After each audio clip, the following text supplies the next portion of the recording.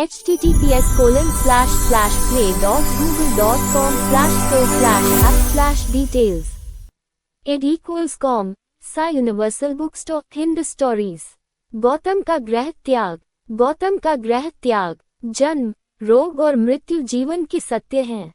राजकुमार सिद्धार्थ ने उन सत्यों का जब साक्षात्कार किया और उसके मर्म को समझा तो उसी दिन गृहस्थ जीवन का परित्याग कर वे संन्यास मार्ग को उन्मुख हो गए। वह दिन आषाढ़ पूर्णिमा का था। मध्य रात्रि बेला थी। भोग विलास के माहौल में उनके निकट ही एक सुंदरी बड़े ही भोंदे तरीके से सोई पड़ी थी। कुरूप सांसारिकता से वितृष्ण उन्होंने तुरंत ही अपने सारथी धन्य को बुलाया और अपने प्रिय घोड़े कंठक को तैयार रखने का आदेश दिया। फिर वे अपने शयन कक्ष में गए जहां यशोधरा नवजात राहुल के साथ सो रही थी। उसी दिन राहुल का जन्म हुआ था।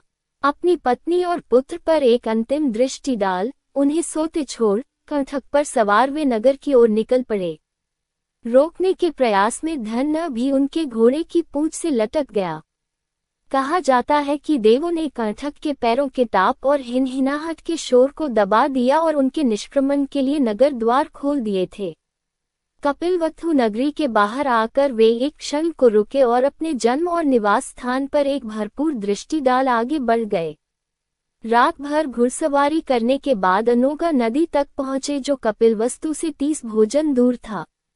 कंठक ने 8 उसम चौड़ी नदी को एक ही छलांग में पार कर लिया।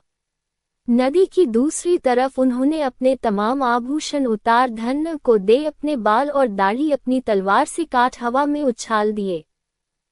चक्र इंद्र ने उन्हें आसमान में ही लपक तावतिंस लोक के चुल्लमणि चैत्य में प्रतिस्थापित करा दिया।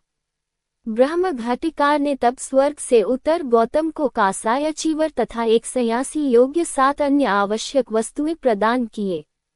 संन्यासी का रूप धारण कर गौतम ने कंठक और धन्य को वापस लौट जाने की आज्ञा दी, किंतु अपने स्वामी के वियोग को सहन नहीं करते हुए कंठक ने वहीं अपने प्राण त्याग दिए।